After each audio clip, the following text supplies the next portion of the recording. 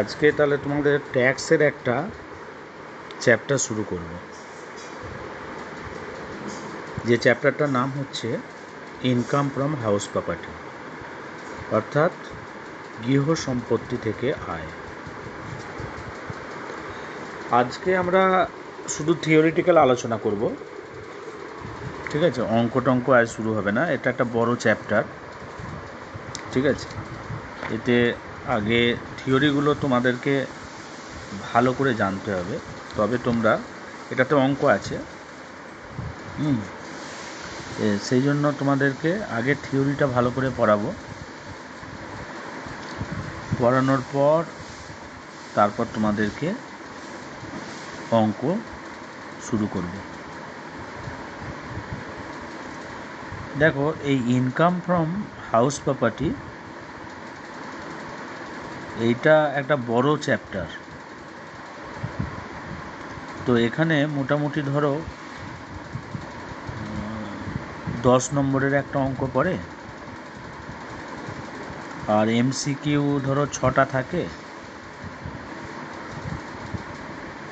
আর SA Q মনে হচ্ছে গোটা 4, মানে এটা 20 নম্বরের মতো এই চ্যাপ্টার থেকে তোমাদের প্রশ্ন পড়ে আর কি। একটা 10 নম্বরের অঙ্ক, আর এমসিকিউ এসএকিউ মিলে 10টা মতো, 6-4 এরকম 20 নম্বরের চ্যাপ্টার। অর্থাৎ তোমাদের ট্যাক্সে ধরো 40 নম্বর, কারণ 10 নম্বর 20 নম্বর যে প্রজেক্ট, ট্যাক্স কস্টিং মিলে 10-10 প্রজেক্টে চলে যাবে, বুঝতে পারলে তো? 10-10, তোমরা 11 এটা জানো, ট্যাক্সের 10 আর কস্টিংয়ের 10 মিলে 20 নম্বর প্রজেক্টে চলে যাবে।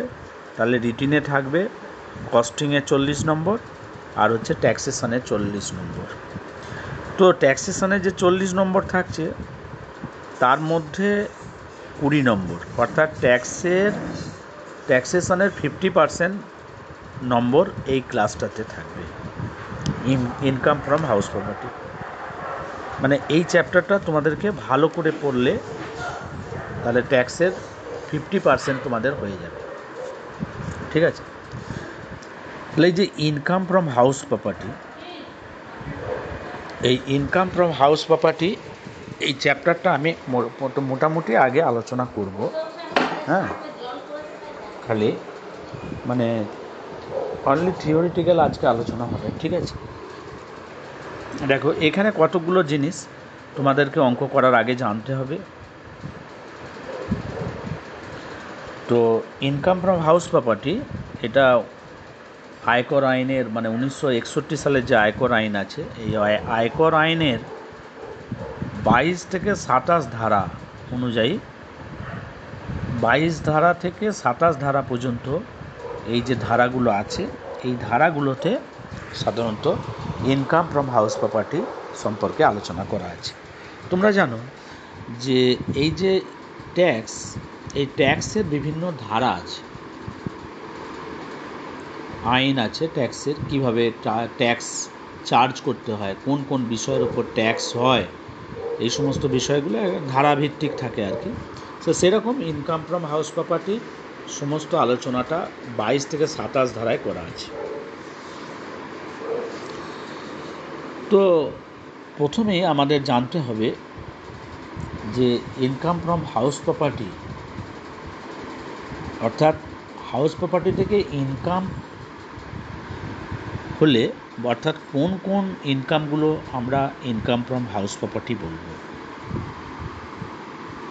অর্থাৎ ইনকাম ফ্রম হাউস প্রপার্টি হতে গেলে কি কি শর্ত পূরণ করতে হবে। প্রথম কথা, ইনকাম ফ্রম হাউস প্রপার্টি হতে গেলে কোন কোন শর্ত বা কোন কোন কন্ডিশন পূরণ করতে হবে। আমরা বলতে পারি যে ইনকাম ফ্রম হাউস প্রপার্টি হতে গেলে প্রথমেই যেটা আসবে সেটা হচ্ছে জমি, বাড়ি বা অট্টালিকা বা তৎসংলগ্ন যে জমি, সেটাকে আমরা বাড়ি বলে গণ্য করব। অর্থাৎ building and land appurtenant thereto, মানে বিল্ডিং এবং ল্যান্ড টেনেন্ট, অর্থাৎ জমি, অট্টালিকা এবং তৎসংলগ্ন যে জমি, সেটাকে আমরা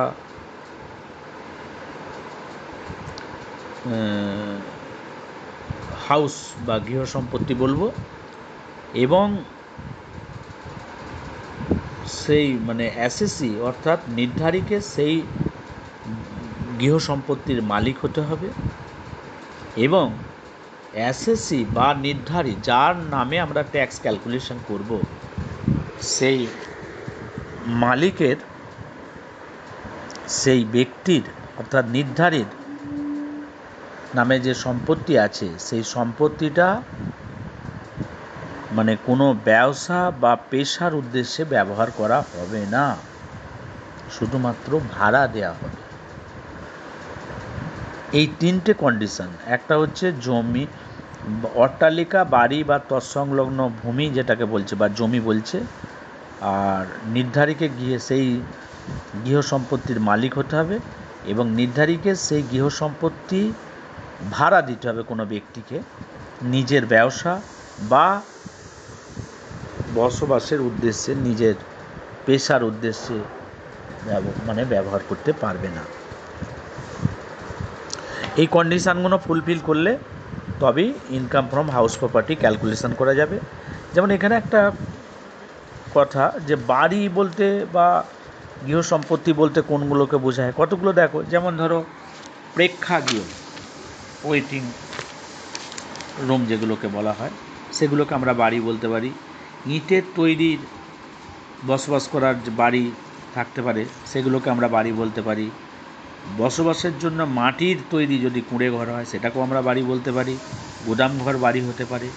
কিন্তু কোনো মানে ইনকমপ্লিট বাড়িকে আমরা বাড়ি বলবো না। রুইন্ড হাউস, যেগুলো বাড়ি ধ্বংস হয়ে যাচ্ছে, ভেঙে পড়ে যাচ্ছে, সেটাকেও আমরা বাড়ি বলবো না। মানে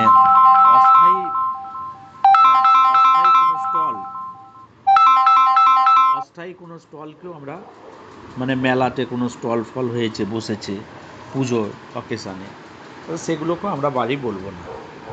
ঠিক আছে? তাহলে বাড়ি বলতে তার একটা স্ট্রাকচার থাকবে, সেখানে বাস করবে মানুষ, সেরকম ধরনের জায়গাটাকে আমরা বাড়ি বলছি। আর মালিকানা, মানে বাড়ির যে মালিকানা, বাড়ির মালিকানা বলতে কোনগুলোকে বোঝাচ্ছে দেখো। বাড়ির মালিকানা বলতে গৃহ সম্পত্তির যে মালিক হবে তাকেই তো বাড়ির মালিকানা বলা হচ্ছে। হ্যাঁ, আইনগতভাবে যে সম্পত্তির মানে গৃহ সম্পত্তির মালিক হবে তাকেই আমরা মালিকানা বলবো। মানে কোনো কোনো ক্ষেত্রে দেখা যায় যে কোনো বাড়ি বা অট্টালিকা যদি কেউ লিজ নিয়ে থাকে, অর্থাৎ তাহলে লিজ নিয়ে থাকলে তিনি যদি বাড়ির অন্য কোনো ভাড়াটিয়াকে পুরোপুরি বা আংশিক ভাড়া দিয়ে কিছু আয় করেন, অর্থাৎ ধরো কোনো বাড়ি একটা লিজ নিল বা কেউ ভাড়া নিল, সেই লিজ নেওয়া বাড়িটা বা লিজ নিল বা ভাড়া নিল বা লিজ নিল, তাহলে সেই লিজ নেওয়া বাড়িটা বা ভাড়া নেওয়া বাড়িটা যদি কোনো ব্যক্তি আবার পুনরায় সেটাকে ভাড়া দিয়ে দেয়, তাহলে মানে সেটাকে সাবলেটিং বলা হচ্ছে। তাহলে সেখানটা ইনকাম ফ্রম হাউস প্রপার্টিতে আসবে না। ধরো আমি একটা কারো কাছ থেকে ভাড়া নিলাম, বা তোমরা কোনো একটা বাড়ি ভাড়া নিয়েছো কোনো জায়গা থেকে, নিয়ে দেখলে যে সেটা মানে ধরো একটা বাড়ি তোমরা সেখানে 5,000 টাকা পার মান্থ রেন্টে হয়তো বাড়িটা ভাড়া নিয়ে তোমরা দেখলে যে বাড়িটা আমি থাকবো না, আমি এটা অন্য একজনকে ভাড়া দেবো। আবার তুমি সেটাও করতে পারো, সেই বাড়িটা ভাড়া না নিয়ে তুমি মালিকের সঙ্গে কথা বললে যে আমি কিন্তু ভাড়াটা আপনাকে দেবো, কিন্তু আমার বাড়িতে কে থাকবে, হ্যাঁ, আমি হয়তো কাউকে ভাড়া দিলাম, সেটা আপনার দেখে লাভ নেই। এরকম যদি কথা হয়, হ্যাঁ বললো মালিক, ঠিক আছে, মালিক তোমার কাছ থেকে যে তোমরা যে বাড়িটা ভাড়া নিয়েছো ভাড়া দেবে, সেখান থেকে ভাড়া মালিককে আমরা নিজেরা তোমরা ভাড়াটা দিয়ে দিলে, কিন্তু তোমরা যে বাড়িটা আবার সাবলেটিং করলে, মানে পুনরায় আবার ওই ভাড়া বাড়িটা আবার আরেকজনকে ভাড়া দিয়ে দিলে, সেখান থেকে যে ইনকামটা হবে, ধরো কোনো একজন ব্যক্তি মিস্টার এক্স একজনের কাছ থেকে বাড়ি ভাড়া নিয়েছে 5,000 টাকা, সে বাড়িটা কী করলো, সে নিজে না থেকে আরেকজনকে ভাড়া দিয়ে দিল, তাকে হয়তো 8,000 টাকা ভাড়া দিল।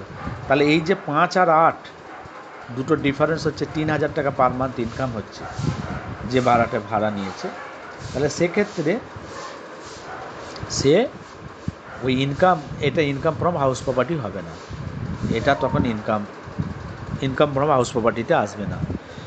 এই একটা জিনিস। আর একটা, যদি কোনো সম্পত্তি কেউ মর্টগেজ রাখে, তাহলে সেই মর্টগেজ যে রেখেছে সেই জমির মালিক হবে।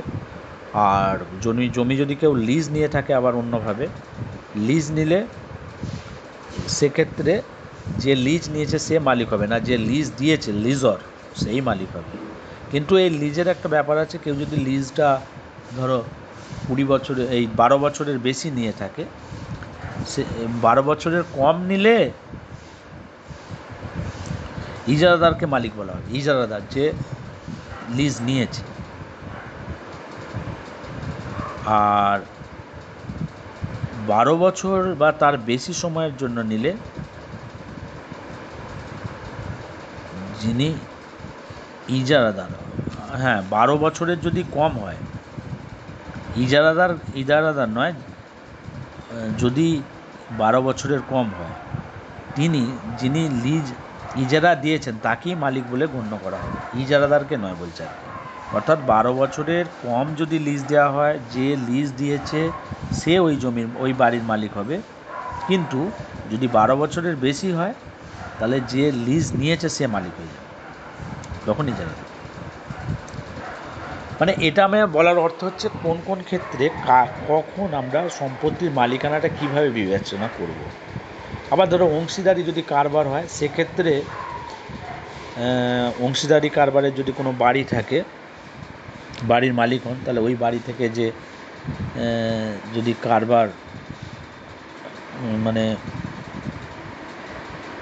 সেই বাড়ি থেকে যে আয় হবে সেটা কারবারের ওপর নির্ধারিত হবে। কোনো ব্যক্তি মানে কোনো অংশীদারি যে পার্টনার আছে তাদের উপর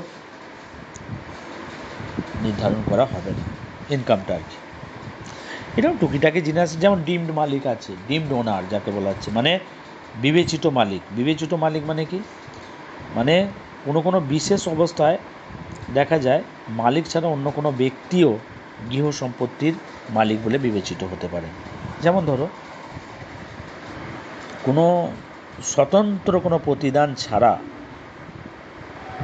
তার মালিকাধীন কোনো গৃহ সম্পত্তি তার স্ত্রী বা স্বামীকে বা বিবাহিত কন্যা ছাড়া কোনো নাবালক সন্তানের নামে যদি সম্পত্তি হস্তান্তর করে থাকে, তাহলে সেক্ষেত্রে তারা আইনানুগ মালিকানার সম্পত্তি হলেও সে স্বতন্ত্র ব্যক্তির কাছেই সম্পত্তি এইরূপ হস্তান্তরিত সম্পত্তি থেকে আয় নির্ধারিত হবে। অর্থাৎ ওই সম্পত্তির মালিক হিসাবে, অর্থাৎ ওই ব্যক্তি সম্পত্তির মালিক। মানে ধরো কোনো সম্পত্তি মানে উইদাউট এনি কনসিডারেশন যদি কাউকে মানে ট্রান্সফার করা হয়, অর্থাৎ তার স্ত্রী বা তার স্বামী অথবা বিবাহিত কন্যাকে বাদ দিয়ে যদি তার কোনো নাবালক সন্তানের নামে যদি ট্রান্সফার করে দেওয়া হয় উইদাউট এনি কনসিডারেশন, তাহলে সেই সম্পত্তির মালিক কিন্তু যে ট্রান্সফার করছে তার নামেই থাকবে মালিকানাটা। এই জিনিসটা বলছি। তো আর কয়েকটা জিনিস তোমাদের মনে রাখতে হবে, এগুলো সব অঙ্ক করার সময় এগুলো কাজে লাগবে বিভিন্ন সময়।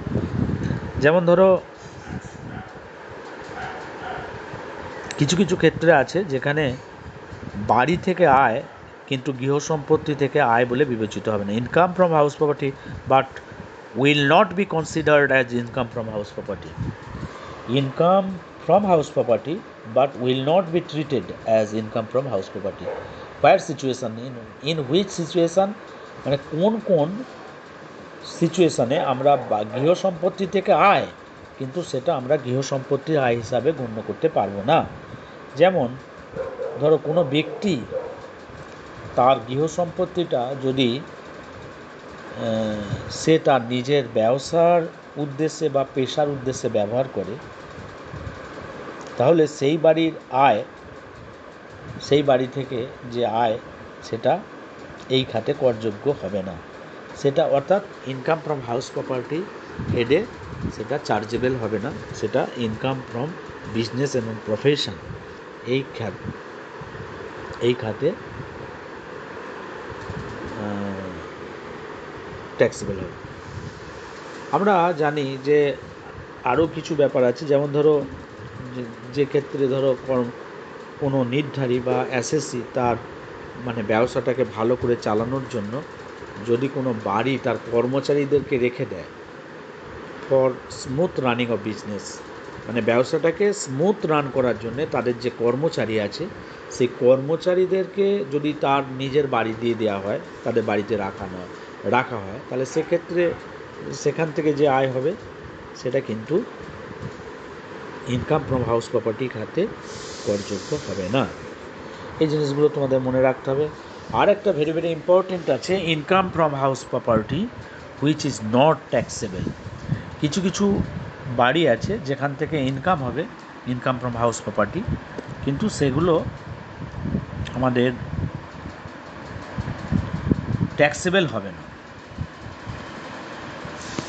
কোন কোন ক্ষেত্রে income from house property will not be taxable? দেখো এখানে অনেকগুলো আছে। আমরা কৃষি জমির নিকটবর্তী যদি কৃষকের বাসগৃহ বা খামার বাড়ি থেকে আয় হয়, কৃষি জমি বা খামার বাড়ির নিকটবর্তী কোনো জমি থেকে যদি আয় হয়, তাহলে সেটা কিন্তু আমরা ইনকাম ফ্রম হাউস প্রপার্টিতে ট্যাক্সেবল হবে না।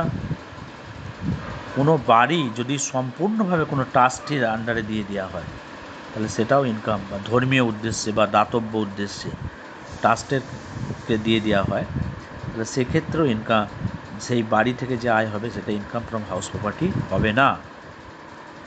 কোনো লোকাল অথরিটির যদি কোনো বাড়ি থাকে, লোকাল অথরিটি মিনস হচ্ছে ধরো পঞ্চায়েত হতে পারে, পৌরসভা হতে পারে, এদের যদি কোনো বাড়ি থাকে, তাহলে সেই বাড়ি থেকে যদি কোনো ইনকাম হয় সেটাও কিন্তু ট্যাক্সেবল হবে না। কোনো বাড়ি যদি বৈজ্ঞানিক গবেষণার উদ্দেশ্যে ব্যবহার করা হয়, সেটাও ইনকাম ফ্রম হাউস প্রপার্টি হেডে ট্যাক্সেবল হবে না। কোনো শিক্ষা প্রতিষ্ঠান, বিশ্ববিদ্যালয়, হাসপাতাল, এদের যদি কোনো গৃহ সম্পত্তি থাকে, তাহলে সেখান থেকে যে আয় হবে সেটাও ইনকাম ফ্রম হাউস প্রপার্টি হেডে ট্যাক্সেবল হবে না। কোনো রেজিস্টার ট্রেড ইউনিয়নের যদি গৃহ সম্পত্তি থেকে কোনো আয় হয়, তাহলে সেটাও কিন্তু ইনকাম ফ্রম হাউস প্রপার্টি হেডে ট্যাক্সেবল হবে না।